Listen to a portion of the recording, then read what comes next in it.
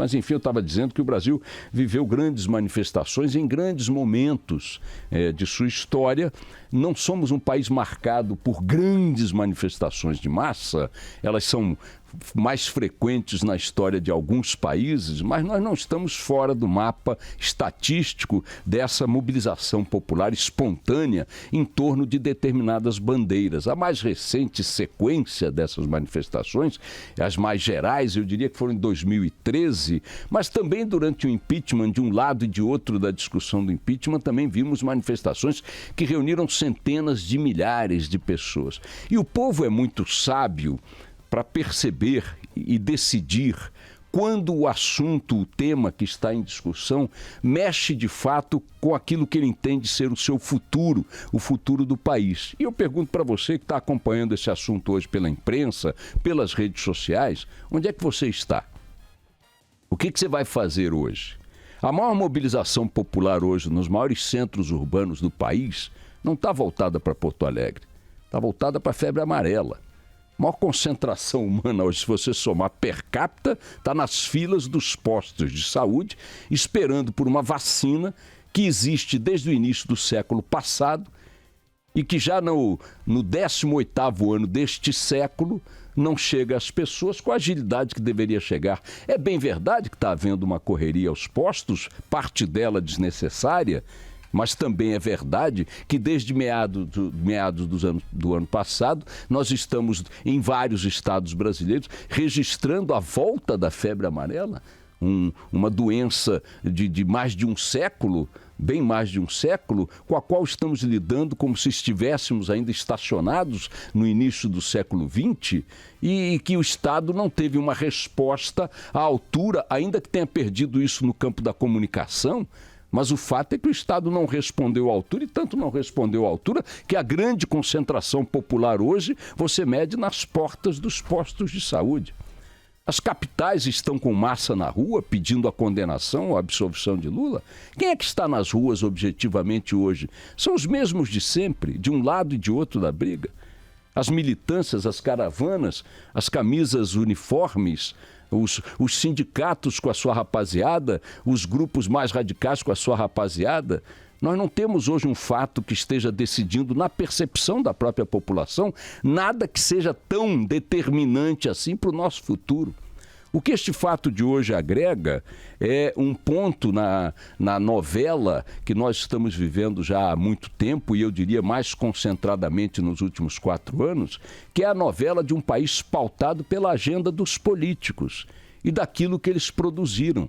A Lava Jato, ainda que eu a considere e sempre tenho considerado desde o início o maior patrimônio contemporâneo da história do Brasil, porque pretende e está rompendo uma cultura secular de impunidade no campo da corrupção, a Lava Jato também é um subproduto do jogo político, porque foi no campo político que se produziram as aberrações que ela vem investigando e combatendo.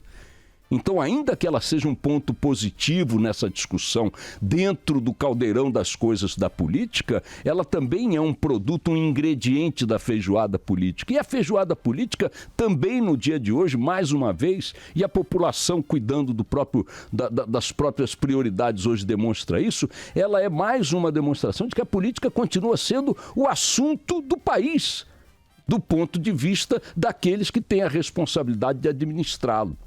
Não o administram. Não o administram na educação, que está cheia de problemas, não o administram na saúde, que está cheia de problemas, não o administram no saneamento, não o administram na questão ambiental, não o administram sequer na economia, porque há questões na pauta econômica que estão aí patinando. Cadê a reforma tributária? Cadê, eventualmente, a discussão final sobre a reforma da Previdência? Queiram aprová-la ou queiram rejeitá-la, ela precisa ser discutida, precisa ser analisada. Cadê a pauta que interessa de fato aos brasileiros? Vejam um detalhe curioso. Hoje, para fazer o julgamento de Lula, tem uma grande capital do país com sua rotina absolutamente interrompida. Órgãos públicos não vão funcionar. Desde ontem ao meio-dia, vários órgãos públicos, inclusive o próprio tribunal, como se Lula fosse a figura, ou este julgamento fosse o julgamento que justifica uma instalação pública daquela dimensão, com aquela quantidade de funcionários, como se ali não houvesse centenas, talvez milhares de outros processos esperando por decisões. que por mais que tenham sido adiadas por pouquíssimo tempo, foram adiadas. O país parece algemado a uma agenda, a uma pauta produzida pelo jogo, pela disputa política, pela agenda dos políticos, que consagram cada vez mais, e neste evento de hoje, com esta dimensão que ele tem, a umbigocracia em que nós vivemos. Nós vivemos uma umbigocracia. Brasília, no epicentro dessa cultura, produz a agenda que lhe diz respeito o tempo todo, se Lula vai concorrer, se Lula não vai concorrer, se Lula... Na verdade, é impressionante perceber que, se nós olharmos para poucos anos, e aí talvez 5, 6 anos, 4 anos, desde da agonia do primeiro mandato de Dilma, com todo o processo de impeachment e tal, não estou nem entrando no mérito, mas o que a gente fez aí? O que o país avançou? Aprovou a PEC dos gastos, aprovou a reforma trabalhista. Bom, foram ações importantes, que muitos setores consideram importantes e tal, saneadores. Mas olha, vejam, estamos falando de 2 projetos em 4 anos. É uma brincadeira. O país tem 208 milhões de habitantes. Então eu torço objetivamente, não é nem para que haja uma condenação ou uma absolvição, mas apenas que as horas passem, para que o dia de amanhã comece logo, porque aí a gente se livra desse carnaval, desse oba-oba, desse bumba meu boi, e amanhã todo mundo está cuidando da vida, porque é o que as pessoas estão fazendo. Eu pergunto para quem está aí querendo garantir a sobrevivência de sua empresa, para quem está correndo atrás de um emprego, para quem está tentando melhorar a vida do filho na escola, para quem está na fila de um hospital, para quem está esperando uma vaga para uma cirurgia, para um exame. Se você está acompanhando hoje, se você mudou a sua rotina para ir para as ruas hastear uma bandeira a favor ou contra a condenação de Lula, que se dane a favor ou contra a condenação do Lula. Que Lula e os demais políticos se arrebentem com as suas agendas e seus umbigos, e que a gente seja, pelo menos, consiga olhar para uma rotina que tenha o país como prioridade e não a pauta da política, sempre ela se colocando, impondo-se ao interesse e ao dia a dia do país. É uma decisão que vai aí atrair o interesse da imprensa, vai atrair o interesse dos agentes políticos, Brasília parada, Congresso parado, repartições públicas paradas, uma despesa monumental para uma mobilização de segurança que não se justificaria de maneira nenhuma em qualquer democracia.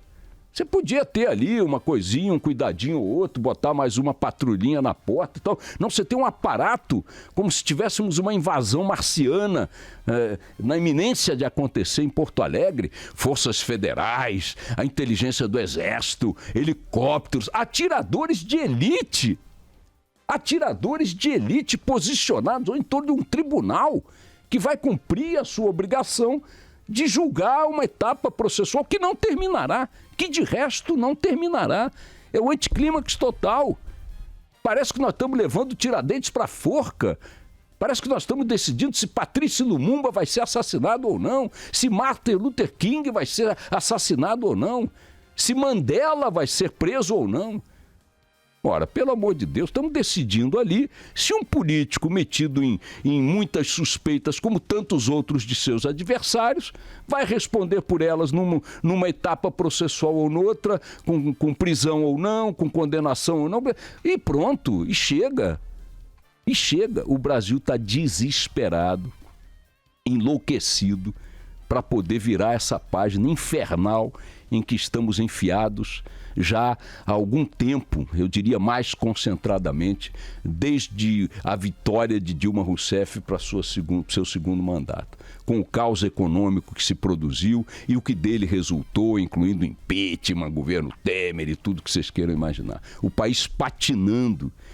As pessoas, você vê os telejornais aí, o Jornal da Band todo dia mostra pequenos empresários, médios empresários, agricultores, produtores rurais, exportadores, importadores, todo mundo, é como se tivesse todo mundo com freio puxado, acelerando o motor no ponto morto, com freio de mão puxado, louco para poder tocar a vida, andar em frente, e não conseguem, porque o país não funciona.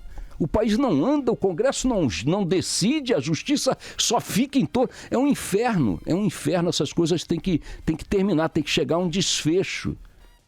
Tem que chegar a um desfecho. A política tem que ser reduzida à sua importância real. Nenhum país sobrevive fazendo da política o principal produto de seu PIB. O produto da inteligência bruta brasileira está na política o tempo todo. Não está na economia, não está no saneamento, não está nas políticas públicas de fato, não está no funcionamento da máquina. A burocracia está aí mandando o pau, a ineficiência está aí mandando o pau. Você tenta fazer andar um processo, você tenta decidir uma questão na justiça, você tenta registrar uma empresa, você tenta fechar uma empresa. É um inferno. A carga tributária está aí, está tudo aí esperando que esses caras que só discutem... Uma hora está discutindo se a ministra do Trabalho vai ser fulano ou beltrano, outra hora se fulano vai ser julgado ou não vai ser julgado, se vai ser eleito ou não vai ser eleito, se sai ou não sai, se fica ou vai. É um inferno. É um inferno. Palavra de Deus, eu queria dormir hoje e acordar amanhã e dizer, não se fala mais de coisas. Deixa que eles cuidem deles. E a população sabe disso. Porque, repito, o povo não está na rua hoje. Nem pedindo a condenação de Lula, nem querendo que ele seja absolvido. O povo está na rua hoje cuidando do Brasil. E ainda bem que o povo está na rua cuidando do Brasil, porque essa gente cuida de si. Vamos lá.